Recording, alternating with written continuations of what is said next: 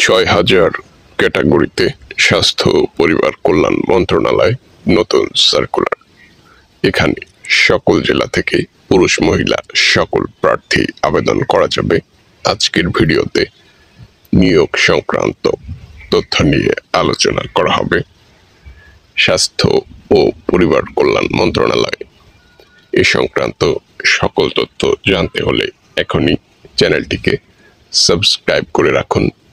তার সঙ্গে সঙ্গে পাশে থাকা বেল বাটনটি অন করে রাখুন, যাতে করে যে কোনো চাকরির খবর প্রকাশিত হয়ে গেলে ঘরে বসেই আপনি তার আপডেটটি পেয়ে যান।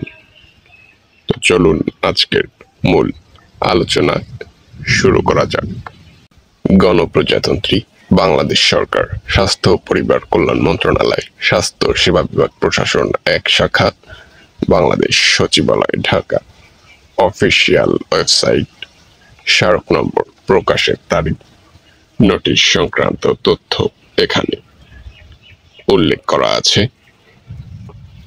বিসিএস স্বাস্থ্য ক্যাডারের শূন্য পদে 3 ধাপে 6,000 চিকিৎসক নিয়োগ সহ স্বাস্থ্য সেবা বিভাগ এবং স্বাস্থ্য শিক্ষা পরিবার কল্যাণ বিভাগের আওতাধীন সকল দপ্তর অথবা সংস্থার বিভিন্ন পর্যায়ের নিয়োগ কার্যক্রমের অগ্রগতির বিষয়ে আগামী 31/12/2023 খ্রিস্টাব্দ তারিখ বেলা 11 ঘটিকায় মাননীয় মন্ত্রী স্বাস্থ্য ও পরিবার কল্যাণ মন্ত্রণালয় এর সভাপতিত্বে মন্ত্রণালয় সম্মেলন কক্ষে কক্ষ নম্বর 322 একটি সভা অনুষ্ঠিত হবে।